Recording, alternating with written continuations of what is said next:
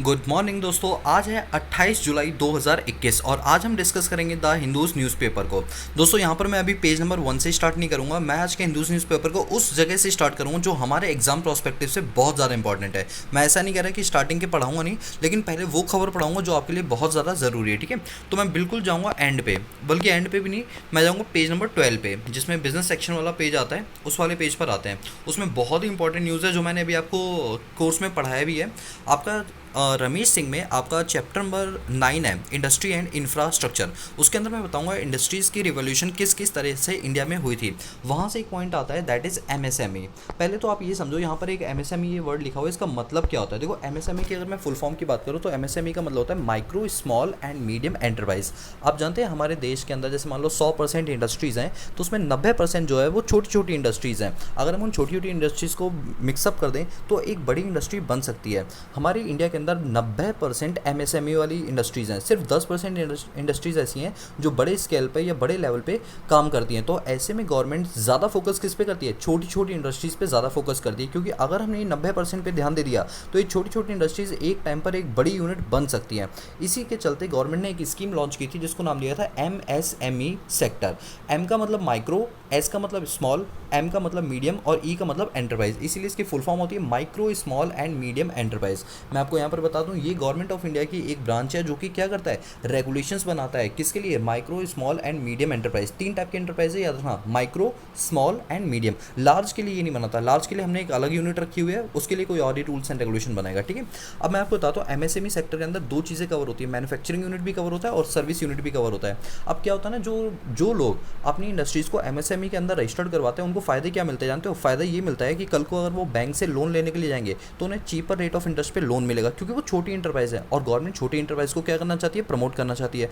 कल को अगर इनको कोई इनकम होती है तो उस पर टैक्स में भी इनको थोड़ी बहुत छूट मिल जाती है, रिबेट मिल जाती है। और खास तौर पे ये है कि जो इनके टेंडर्स हैं वो गवर्नमेंट बाय कर लेती है और इसमें जो गवर्नमेंट है वो आसानी से इनको लाइसेंस अलॉट कर देती है, जिससे छोटी छोटी इंडस्ट्रीज़ को ज़्यादा प्रॉब्लम्स फेस ना करनी पड़े। क्योंकि अगर हमने इनको प्रॉब्लम में कर दिया तो ये अपने आप को डेवलप नहीं कर पाएंगी। कहते हैं ना, घर में छोटे बच्चे पर ध्यान दो तो बड़ा बच्चा अपने आप सुधर जाता है, वैसे ही कुछ यहाँ पर है। अब आपके मन में क्वेश्चन आ रहा होगा, सर एमएसएमई के लिए क्या कोई एक्ट भी बनाया गया? बिल्कुल हाँ, एसएमई ये एक्ट बनाया गया 2006 के अंदर। ठीक है, इसके अंदर देखो 3 टाइप, मतलब माइक्रो, स्मॉल और मीडियम, 3 चीज़ें कवर होती हैं। अब मैं आपको बताता हूँ माइक्रो किसको बोलते हैं। माइक्रो इंडस्ट्रीज उसको बोलते हैं जिसमें आपकी जो कैपिटल है वो 1 करोड़ तक की होती है और जो टर्नओवर है वो 5 करोड़ तक का होता है।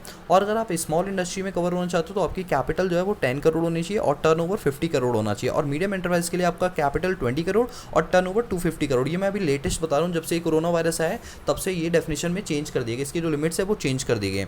अब आपके मन में क्वेश्चन आ रहा होगा, सर ये हमें एमएसएमई तो समझ आ गया, गवर्नमेंट ने एमएसएमई को क्यों बनाया? ताकि छोटी छोटी इंडस्ट्रीज़ को प्रमोट करें, तभी ये बड़ी इंडस्ट्री बन सकती है। अब क्या होता है, टाइम टू टाइम गवर्नमेंट देखती है, सर्वे कराती है कि एमएसएमई में क्या क्या प्रॉब्लम्स चल रही हैं। तो अभी जो सबसे मेजर प्रॉब्लम चल रही है वो ये चल रही है कि एमएसएमई काम तो करना चाहता है लेकिन अभी उसके उतने प्रोडक्ट्स बिक नहीं रहे। तो ऐसे में उसके पास रॉ मटेरियल को खरीदने के लिए पैसे नहीं आ पा रहे हैं। तो अब उन पैसे के लिए गवर्नमेंट ने क्या किया, उनके लिए फंड्स एलोकेट किए कि अगर कोई एमएसएमई लोन लेने के लिए आता है तो पहली बात तो हम उसे चीपर रेट पर तो लोन देंगे ही देंगे, और साथ में उनका जो लोन का प्रोसीजर है, जो प्रोटोकॉल होता है, उसको और ज़्यादा सिंप्लीफाई करेंगे। तो वही लिखा हुआ है। अब देखो, अब इस न्यूज़ को पढ़ोगे आपको ज़्यादा क्लियरिटी मिलेगी।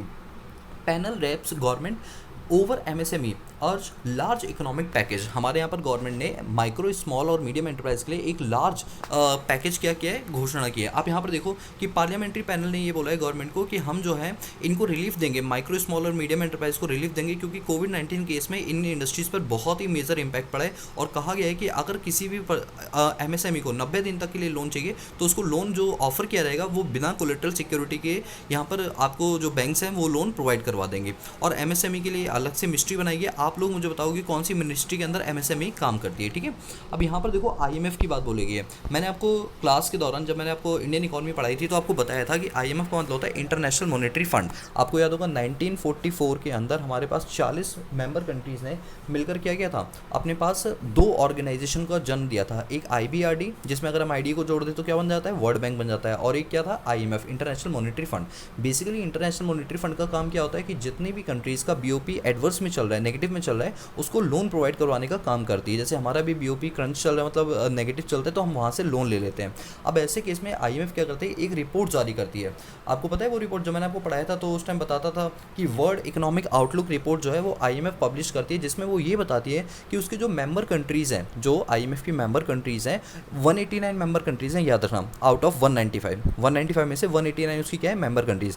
इन 189 कंट्रीज़ का डेटा अपने पास रखती है और ये प्रिडिक्ट करती है कि फ्यूचर में इनकी ग्रोथ रेट क्या होने वाली है। आपको मैं बता दूं, इंडिया की इन्होंने ग्रोथ रेट प्रिडिक्ट की थी कोरोना वायरस से पहले कि आने वाले टाइम में इनकी डबल डिजिट ग्रोथ होगी, लेकिन अभी ये देखा गया कि इस ग्रोथ को हमने कम कर दिया है। ये आज की ही रिपोर्ट है कि इंटरनेशनल मॉनेटरी फंड ने इस रिपोर्ट को कम कर दिया है और इसकी जो परसेंटेज है वो इंडिया के लिए 1.1 से कम कर दी गई है। आप देख सकते हैं यहाँ पर 9.5% की रेट जो है वो आईएमएफ ने यहाँ पर डिसाइड किया है, जो कि पहले कभी 11 या 2 डिजिट ग्रोथ रखी गई थी। आपको पता है कोविड-19 चलते इंडिया में कई सारी चीज़ें जो है वो ख़राब हो गई, इसलिए अब जो है कल की डेट में आईएमएफ ने जो अपनी रिपोर्ट है वर्ल्ड इकोनॉमिक आउटलुक, उसमें चेंजेस किए हैं और इस रेट को कम करके 9.5 कर दिया गया है। और चाइना के लिए प्रेडिक्ट किया है कि उनकी जो रेट है वो 0.3 से कम कर दिया, अब जो नई रेट है दैट इज़ 8.1%। ठीक है, तो आप लोगों को ये जानना जरूरी, क्योंकि जब मैंने आपको बताया था तो उसमें बताया भी था कि आईएमएफ जो है वो अपने पास क्या करती है, ये रिपोर्ट जारी करती है, जो हर साल होता है, और आईएमएफ की 189 मेंबर कंट्रीज़ है और उन सभी के लिए ये चीज़ें की जाती हैं। अब यहाँ पर बात करते हैं फ्लिपकार्ट की। अब यहाँ पर आपको पता होगा कि हमारे पास एक कंपटीशन एक्ट 2002 है, जिसके तहत एक सीसीआई बनाया गया था, कंपटीशन कमीशन ऑफ इंडिया बनाई गई थी, जिसके अंदर क्या किया था, ये इंश्योर किया जाता है कि अगर कोई कंपटीशन में मोनोपोली क्रिएट करता है और वो उसका मिसयूज़ करता है, तो इन सब चीज़ों को रोकने के लिए हमने कंपटीशन एक्ट 2002 बनाया था। और इसमें हम किस में रिपोर्ट करते हैं, सीसीआई के पास, कंपटीशन कमीशन ऑफ इंडिया में हम रिपोर्ट दर्ज करवाते हैं कि हाँ ऐसे ऐसे चीज़ें चल रही हैं, फिर वो उस पर कानूनी कार्रवाई करते हैं और ये देखते हैं कि हाँ ये चीज़ सही है या गलत है। अब यहाँ पर फ्लिपकार्ट के केस में क्या हुआ था कि यहाँ पर फ्लिपकार्ट ने जो है कुछ ऐसी एक्टिविटीज़ की थी जिससे कि बाकी जो ऑनलाइन सेलर्स हैं उनको कहीं ना कहीं प्रॉब्लम फेस हुई थी। ये केस सुप्रीम कोर्ट में गया। अब सुप्रीम कोर्ट ने ये सीसीआई को केस प्रोवाइड कर दिया कि आप अपने लेवल पे ये देखकर बताओ क्या इस केस में दम है या नहीं है।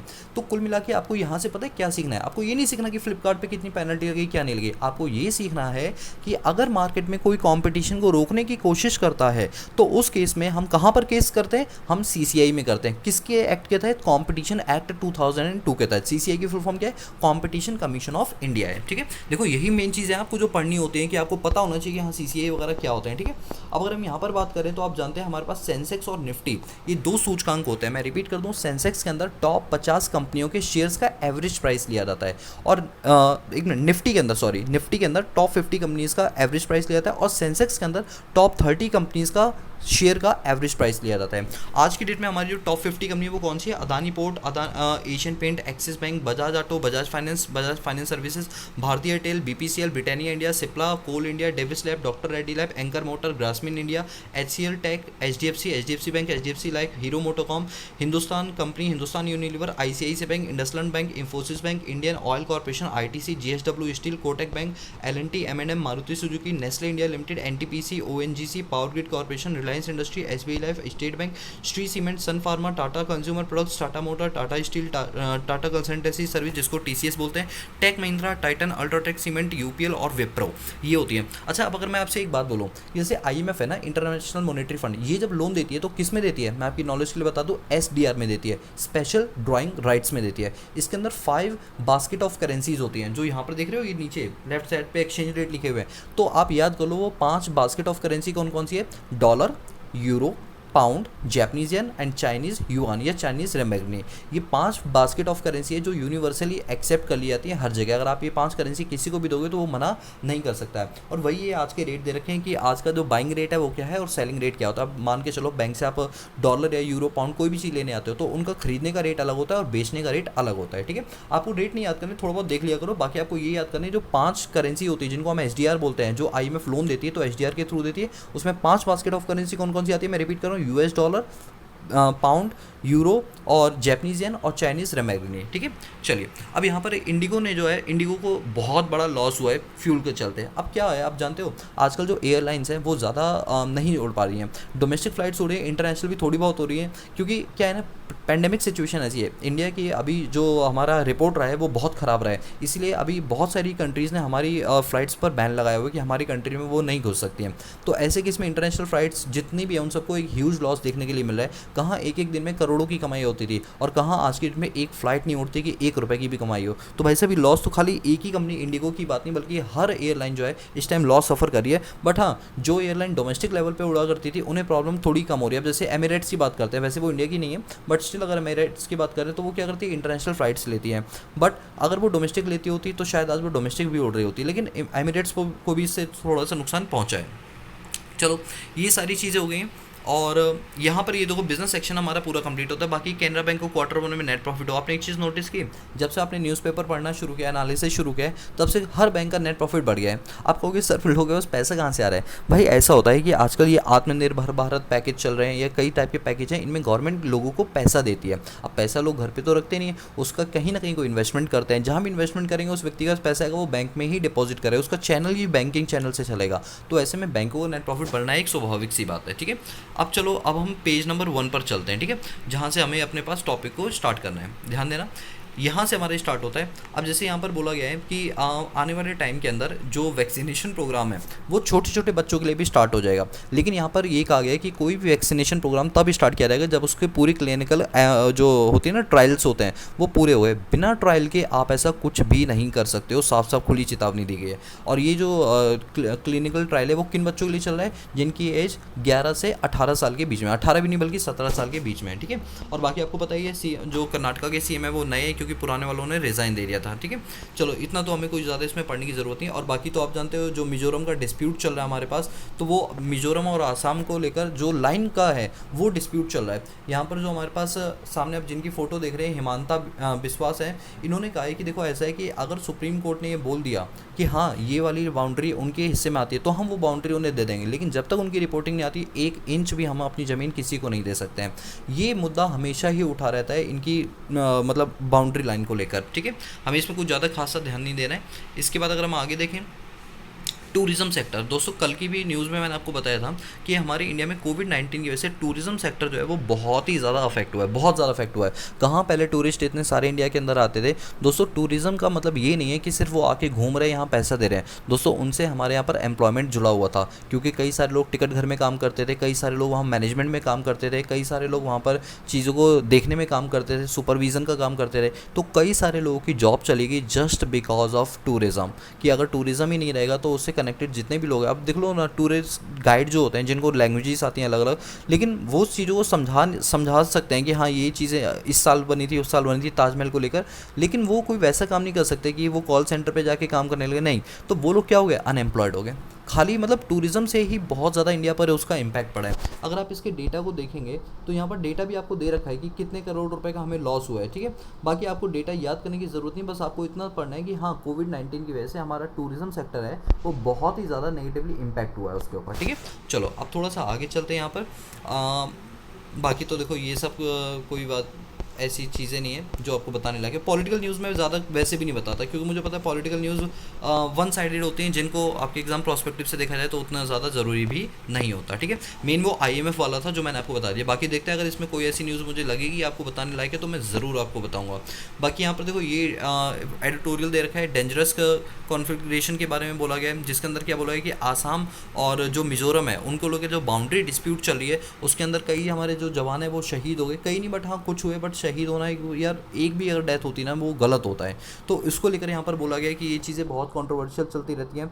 दोस्तों आप मुझे ये बताएंगे कि जो आसाम और जो मिजोरम है ये आपके किस साइड पड़ते हैं? जैसे ईस्ट वेस्ट नॉर्थ होता है ना, इस तरह से ये हमारे कौन से रीजन में पड़ते हैं? आप इसका आंसर मुझे कॉमेंट सेक्शन के अंदर बताएंगे। ठीक है, चलो अब इसके बाद हम अपने पास आगे बढ़ते हैं। एडिटोरियल पार्ट तो हो गया, इसमें ज़्यादा कुछ खास नहीं था हमारे पास, यहाँ भी कुछ खास नहीं है। ये कांग्रेस और वही मिज़ोरम को लेकर बातें बोली गई हैं, और बॉर्डर डिस्प्यूट हो गया, यूनेस्को। अच्छा हाँ, ये बहुत इंपॉर्टेंट चीज़ है। दोस्तों अभी आपको याद होगा 2 दिन पहले हमारे यहाँ पर यूनेस्को ने वर्ल्ड हेरिटेज में एक चीज़ को शामिल किया था, 2 या 3 दिन पहले। आप मुझे बताओगे वो कौन सा टेम्पल था? मैंने वो टेम्पल चलो बता देता हूँ। तेलंगाना में एक टेम्पल था ना जिसको वर्ल्ड हेरिटेज साइट में इंक्लूड किया गया था। अब दोस्तों एक और गुजरात में एक हमारी एक साइट है जिसको हड़प्पा सभ्यता से जोड़ा जाता है। 2014 के अंदर इसके बारे में बोला गया था कि इसको वर्ल्ड हेरिटेज साइट में जोड़ना चाहिए। अब जाके 2021 के अंदर हमने उस चीज़ को, हमने क्या मतलब वर्ल्ड ने उस चीज़ को वर्ल्ड हेरिटेज साइट में इंक्लूड कर लिया है। दोस्तों अगर मैं आप बताऊं तो इंडिया के अंदर टोटल 50 वर्ल्ड हेरिटेज साइट्स हैं, जिसके चलते इंडिया का बहुत ही अच्छा नाम और फेम इंडिया वर्ल्ड लेवल पे हो गया। हेरिटेज साइट में अपनी चीज़ों को जोड़ना भाई साहब बहुत टफ होता है टास्क ये, लेकिन हमारी इंडिया ने ये टास्क देख रहे हो हर 2-3 दिन कहीं ना कहीं हमारी कोई ना कोई साइट इतनी ज़्यादा अच्छी होती है कि वो वर्ल्ड हेरिटेज साइट के अंदर जुड़ जाती है, जो प्राचीन काल होती है। अच्छा आप लोग मुझे बताना, नेट पे सर्च करके देखते कौन से आंसर देगा कि हमारे यहाँ पर जो वर्ल्ड हेरिटेज साइट होती है उसका मतलब क्या होता है, आखिर उसका कौन से पैमाना होता है कि उस पैमाने के हिसाब से हम इसको वर्ल्ड हेरिटेज साइट में इंक्लूड कर लेते हैं। वर्ल्ड की बात करो, इंडिया की बात नहीं कर रहा, ठीक है। यूनेस्को ने किया है ये, ठीक है। गुजरात के अंदर क्या है, ये हड़प्पा सभ्यता से इसको जोड़ा जाता है, ठीक है। चलिए अब यहाँ पे और आगे चलते हैं। कोई चीज़ अगर लगती है आपको बताने लायक है, ज़रूरी आपके एग्जाम प्रोस्पेक्टिव से, तो हम बात करते हैं। चलो यहाँ तो बाकी तो वैक्सीनेशन को लेकर चीज़ें चल रही हैं, पीएम केयर फंड्स को लेकर बातें चलती है कि कब उसके पैसे को अलॉट किया जाएगा। बहुत सारे बच्चे जो हैं वो अपने पेरेंट्स को खो चुके हैं इन सब चीज़ों पर। बाकी बिजनेस सेक्शन आ गया। चलो आज के द हिंदू न्यूज़पेपर में इतना ही रखते हैं, इससे आपको कई सारी चीज़ें क्लियर होंगी, ठीक है। बाकी हम डेली ऐसी न्यूज़पेपर का एनालिसिस लाएंगे और अपनी बुक जो है उसको हम न्यूज़पेपर से कनेक्ट करके ही चीज़ों को पढ़ेंगे, ठीक है दोस्तों। चलिए दोस्तों, अगर आपको चीज़ें पसंद है तो प्लीज़ चैनल को लाइक शेयर सब्सक्राइब जरूर करना। मिलते हैं नेक्स्ट क्लास में, तब तक के लिए पीस आउट।